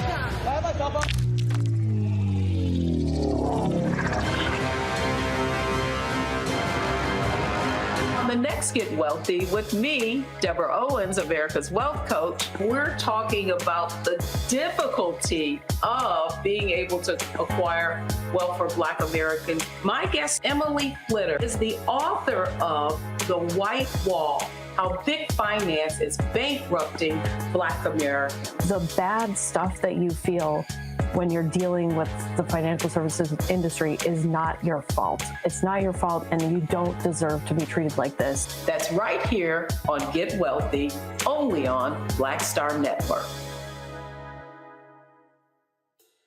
What's up, y'all? I'm Will Packer. I'm Chrisette Michelle. Hi, I'm Chaley Rose, and you're watching Roland Martin Unfiltered.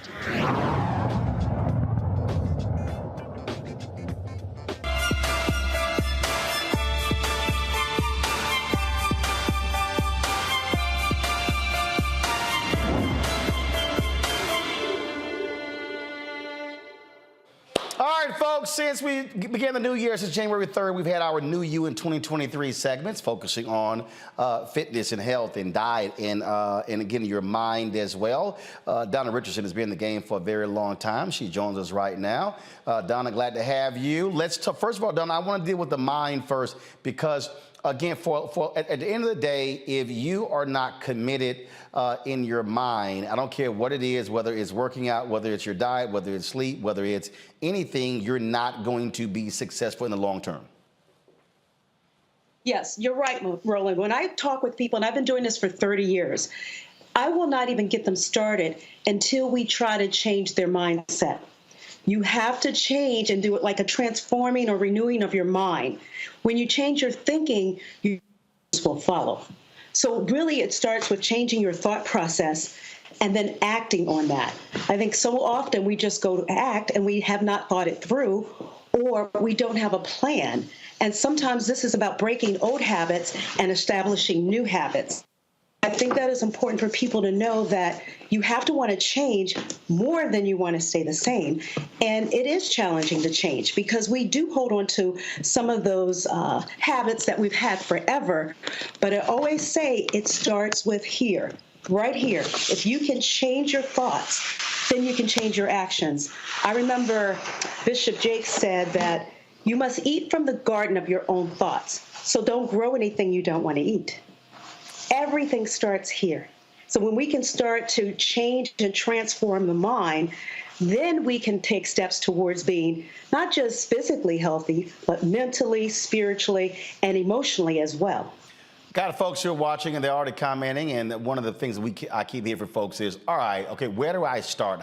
Where do I begin? Because for a lot of people, it always happens in January. People, they'll join gyms and spend crazy amount of money, all that sort of stuff like that. But there really are some basic fundamental things people can do to begin this lifestyle journey. I would say one is commit. You cannot conquer what you're not committed to moving forward. So you have to set the goals and you got to be committed to it. Now, I know that I take this a little deeper than most.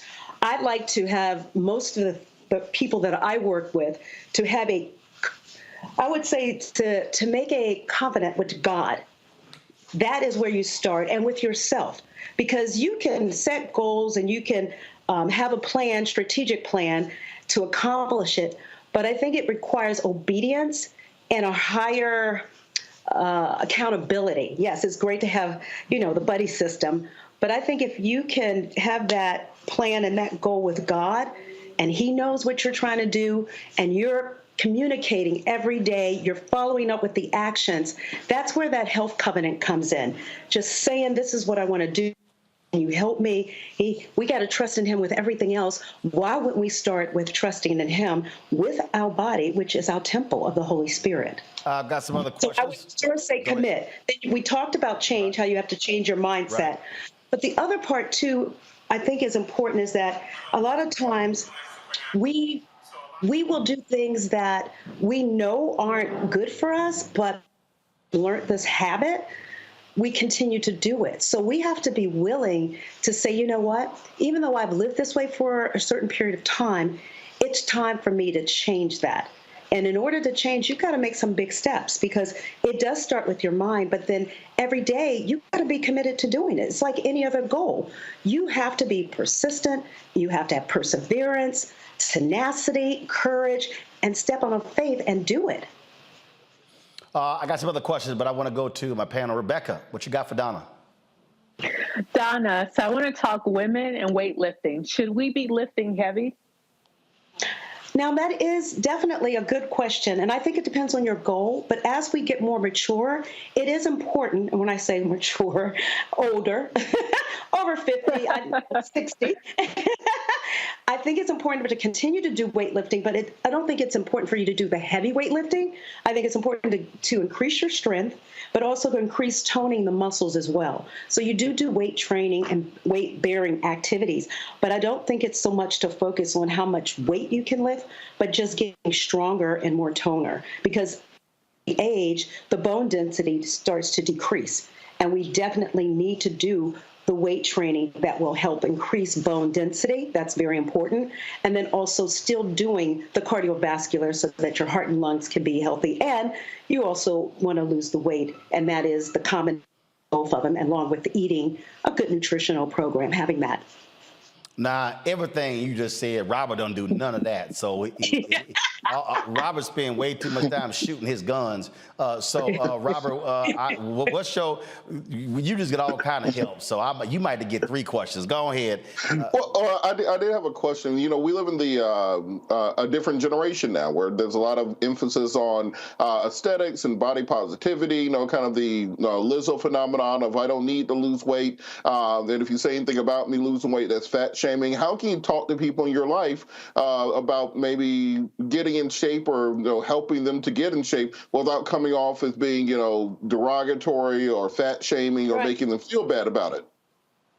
I think we have to change our perception of what being in shape or being healthy is, because being healthy is from the inside out. It's internal. So how's the blood pressure? Are you at risk for high hypertension or diabetes? That's all health issues that we need to address. And if you're at the right numbers, you're healthy. But in terms of your shape, your size, your color, culture, it's important to be healthy. And you can be healthy and you be full-figured.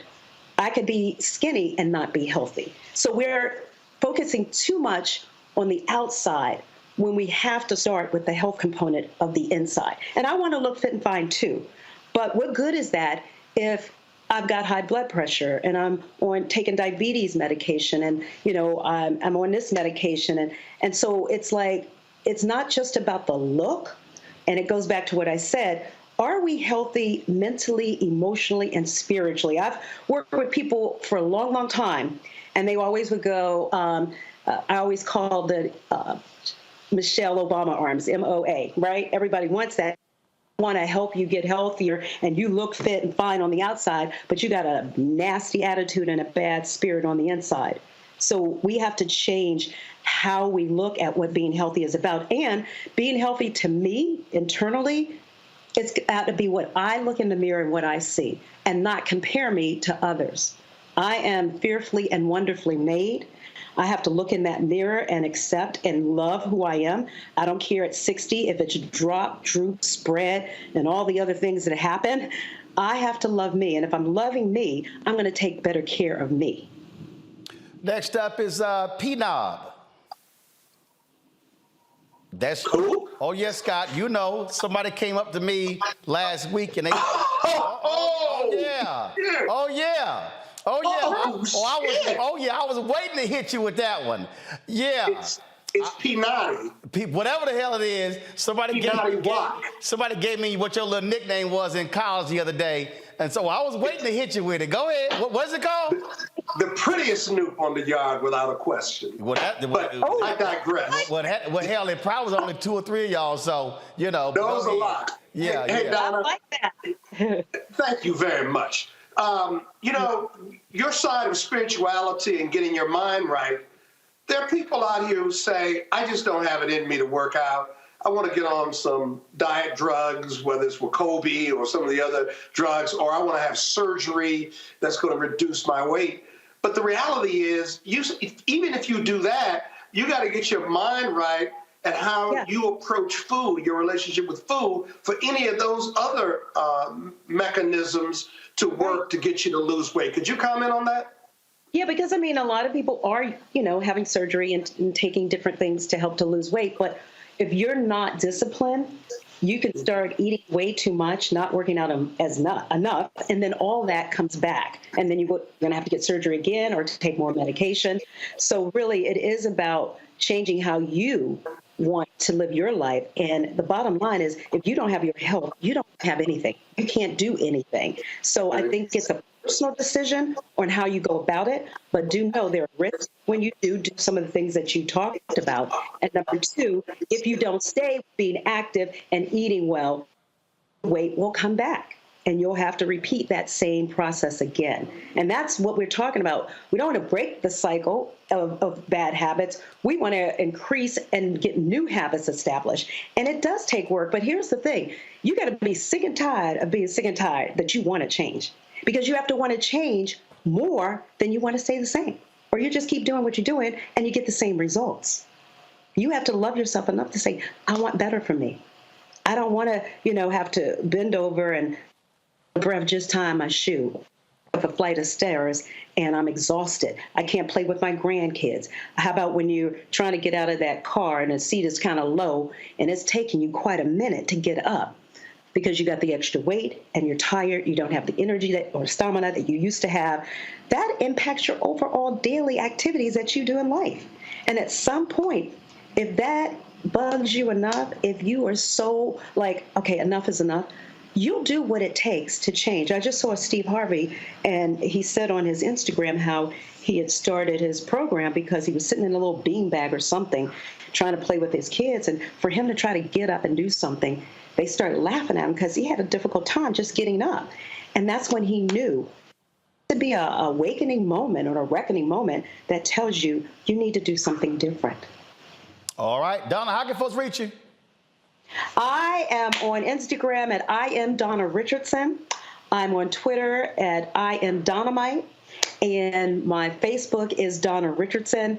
And yes, I'll be giving more tips. I'm glad to be a part of this with you, Roland. I think it's so necessary. We are still facing the crisis in our African American communities where we're not as healthy. We're getting worse in our health. And if it's not someone like you leading the way and helping them and informing them and educating them, empowering, we're not going to have a new healthy generation that we're passing the baton to. We got to make sure that they're healthy. And you know, everybody's about business, and I'm about business too, but we got to increase generational health. At the same time, we're increasing generational wealth. Indeed. All right, Donna, always a pleasure. I appreciate it. Tell your mama what's up. And I ain't eat your mama's chicken and waffle recipe until I hit my goal. You got 20 seconds. Go. Okay, Roland, let me just say this. Everybody says you got a cheat day. Don't call it a cheat day. It's a joy day, because when you work that hard, you deserve to eat something that brings you joy. So every day, and you get to do it however it is with your nutritional program, but it's not cheating. No, call it a joy meal, because Robert got a joy month. So don't give him any ideas. No, I said a joy meal. Joy meal. Okay, Robert? I got you. All right, Don, thanks a lot. Love you. All right, folks, tomorrow we're going to have the second part of our conversation with Dr. Rowe on the show as well. Also tomorrow on the show, HR expert Laren Wagner, go to her photo. She's going to be on tomorrow. We're talking about employees, new year, dealing with job loss, and also how to prepare yourself for that. So we're going to have her tomorrow on the show as well. So a lot we're going to be covering on the show. Let me thank Rebecca, Robert, Scott. What the hell you want to know? P-Naughty Watt. Okay, whatever. Whatever. I mean, I don't know what. Alphas can't pronounce it because you ain't a noob. We don't care. Period. We don't care nothing about no news. Not. Yeah, that's all you think about. That's all. And I keep telling. Why you mess with me every time I'm on the show? You don't mess with Robert or anybody else. Let me remind you. I was just. That's racist. I was just. That's discrimination. But let me remind you, Scott. You mad because I'm light skinned? I know. Scott, let me remind you. Without Alpha, y'all ain't number Kappa Psi. All right, y'all. I gotta go. I'm gonna see y'all tomorrow. And Scott, you mad you can't rock an ascot like I do. I'm out. Folks, Black Star Network is here. Oh, no punches! I'm real revolutionary right now. Support this man, Black Media. He makes sure that our stories are told. Thank you for being the voice of Black America, Roland. Stay black. I love y'all. All momentum we have now, we have to keep this going. The video looks phenomenal. See, there's a difference between Black Star Network and Black-owned media and something like CNN. You can't be Black-owned media and be scared. It's time to be smart. Bring your eyeballs home. You dig? Pull up a chair. Take your seat. The Black Tape with me, Dr. Greg Carr, here on the Black Star Network. Every week, we'll take a deeper dive into the world we're living in. Join the conversation only on the Black Star Network. Hi, I'm Dr. Jackie Hood Martin, and I have a question for you. Ever feel as if your life is teetering and the weight and pressure of the world is consistently on your shoulders? Well, let me tell you, living a balanced life isn't easy. Join me each Tuesday on Black Star Network for a Balanced Life with Dr. Jackie. We're all impacted by the culture, whether we know it or not. From politics to music and entertainment, it's a huge part of our lives, and we're going to talk about it every day right here on The Culture with me,